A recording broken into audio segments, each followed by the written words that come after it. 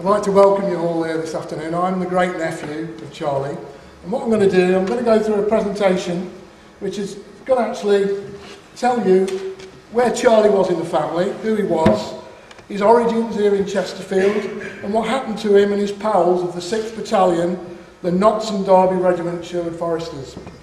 At Easter time this year, we all knew very little about Charlie, who had always been a bit of an enigma to the family in recent Shaw family history. My father, Stanley Rowland, Charlie's nephew, wasn't even sure where he should appear in the family's previous generation's family tree. He placed a question mark against Charlie's name on the tree, which he drew for me about 10 years ago. And after a couple of months of research, we've discovered an astonishing amount about Charlie and our family. Charlie was born in Auckland Place, Chesterfield, on the 28th of July 1894. The first child of his father Benjamin, who was a hide courier who worked in one of the tanneries in Chesterfield. And Chesterfield had 3 tanneries at the time. His mother Elizabeth, who hailed from Glasgow, went on with Benjamin to have 7 more children. Money was very tight. And it seemed that Charlie spent a lot of his time living with his auntie, Mary Hannah Taylor, and Uncle William Henry Taylor, as is shown on both the 1901 and 1911 censuses in both houses, in his mum and dad's and his auntie and uncle's. They obviously loved him very much. I think they were childless, and they actually went on to adopt Charlie when he was 17 years of age. And one thing that we did discover, that on the army records, when unfortunately Charlie died in Chesterfield, the person they notified was Mary Hannah Taylor, his auntie, because on the army records it had Benjamin and Elizabeth Shaw. They didn't know where they were. They were actually in Oldham at the time, but the army weren't aware of that. Charlie grew up with his extended family, as I said, here in Chesterfield, and they lived at various rented accommodation addresses in the town. And when he left school, he was trained as a joiner at Wright's on Rutland Road in Chesterfield. He was attested and joined the Territorial Army on the 14th of April 1913, a good year before the war started. He told them that he was 18 years and 9 months old, which is actually the truth. I thought he'd fibbed, but actually we've worked it out, it was the truth, because we've now got his birth certificate. Right, so that's... Here we've got the Terriers. The Terriers were weekend warriors, but trained as hard as the regular army. Sorry, can you folks see all right? I'll just sit down. Okay. The 6th Battalion we can see here are all local lads from North Derbyshire and the Cheshire area. And as such, they all knew each other. There's a little statement there from an officer of the Sherwood Foresters who survived the war, basically saying how these lads never lost their friendship and they always looked after each other and remained pals during and after the war. The next slide shows the 6th Battalion from Chesterfield on parade at Clumber Park. They're waiting to be inspected. In fact, I beg your pardon, I've jumped a bit. This is on summer camp at Clumber Park, which was owned by the Duke of Newcastle, and they were there on August 1913. They were taught basic skills of musketry, drill and trench digging. And here we see A Company on parade. I bet this is a church parade on a Sunday morning. Now here we see A Company's left platoon, and that was the platoon that Charlie was in. We're very, very lucky to have this photograph. I robbed it off, please remind me of the Wag family, Mike Biggs' website, that was it, who had photographs of this summer camp in 1913. Now that chap, let's get my little doobie, this chap here on the end, we've actually blown that photograph up, and I've got a picture of myself taken when I was 17 years of age, with a cap on in the RAF uniform, and I'm standing in exactly the same way. He's actually got the Shaw chin and nose, which Dodo and a twin brother Danny had when they were younger, because I saw it. So we firmly believe that that is actually Charlie on parade, waiting to be brought to attention. Now then, the British declared war on Germany on the 4th of August 1914, after the Germans had invaded Belgium. Immediately the territorial forces were mobilised, and here we can see the 6th Battalion marching through the centre of Chesterfield on the 10th of August. So you can see how quickly that the guys got all their stuff together, their uniforms together, said goodbye to their mums, wives and girlfriends, and off they went. And they're en route to their muster points, and the battalion went down to Harpenden in Essex, which formed part of the defensive ring around London. Lucky London. There they trained again in trench digging and in preparation for deployment to France. Here we can see the 6th Battalion. This is an actual photograph of them, taken at Southampton on the 25th of February 1915. They were the first ever Pals Battalion to get to France, that much so that they were inspected by the King as part of the 139th Brigade, North Briglands Brigade, just before they deployed. And the King turned round to Stuart Wortley, the Lieutenant General, and said, "Will you do me a favour? Will you write me a letter every week and tell me how the Pals are doing?" And Stuart Wortley did, much to the annoyance of other senior officers in charge of the British Army in France. But he did it, and here's the boys about to get on the boat to go to France. The battalion fought in many famous battles over the next 18 months, losing many men along the way. They included the Ypres Sanctuary Wood, the Bluff, and the Hohenzollern Redoubt. This is a picture of the Hohenzollern Redoubt. Sorry, wrong button.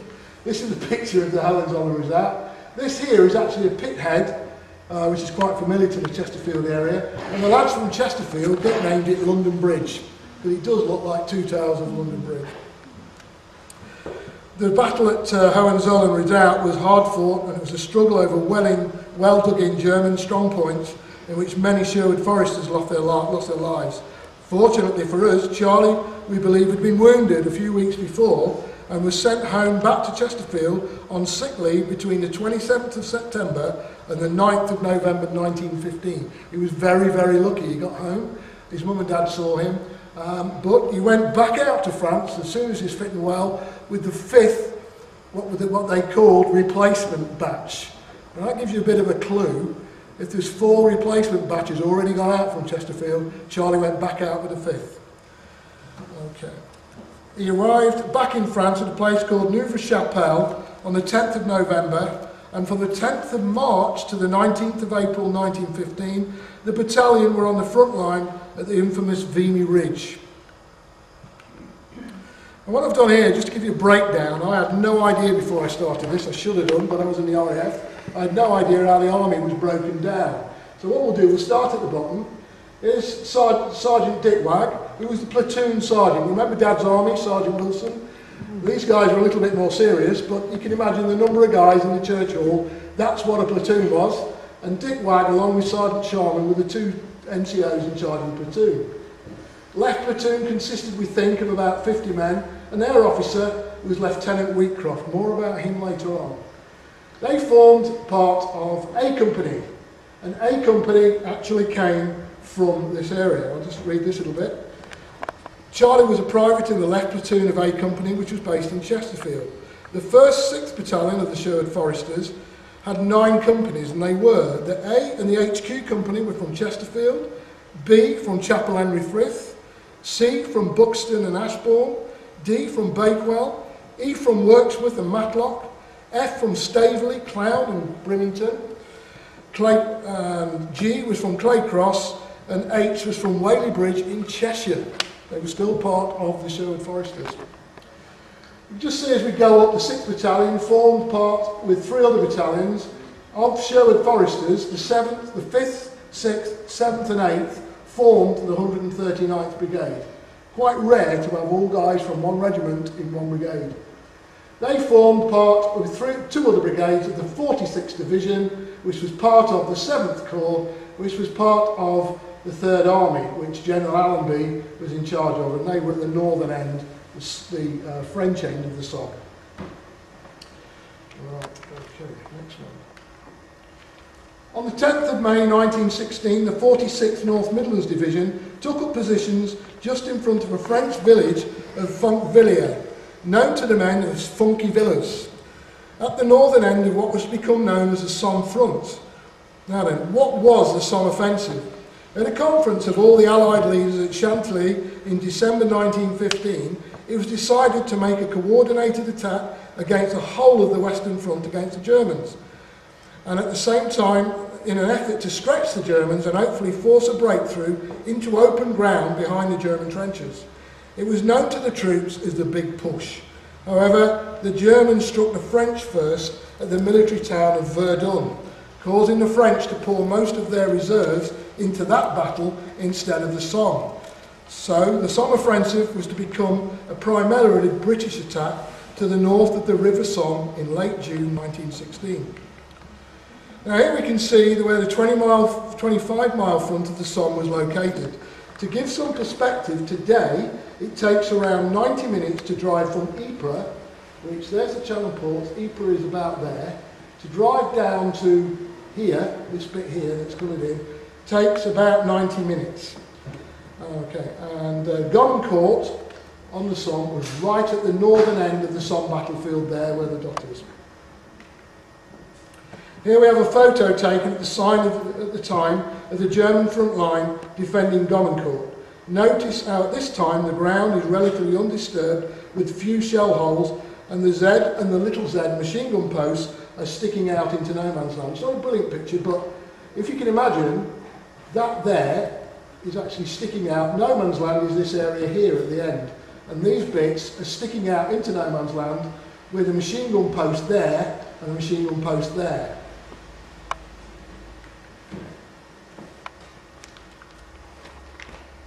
Here we have a photo, in fact, sorry, I've gone a bit wrong here, 12.